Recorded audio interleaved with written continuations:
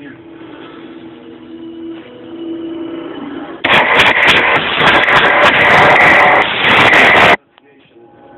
time for a final night, but that's not the case. We have a complete different situation than we've ever dealt with. First hit no. Hit this arrow. You go to name, you can name it whatever you want. You go to address. Here's an example.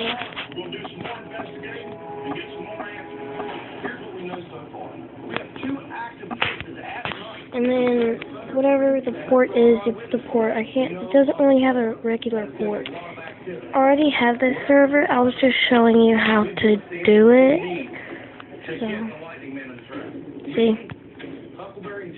And you'll end up with this. It's a really cool server.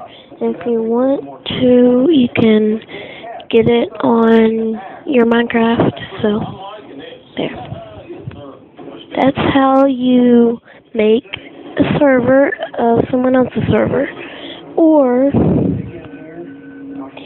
you can get elite servers for MCPE right here. It'll look like that.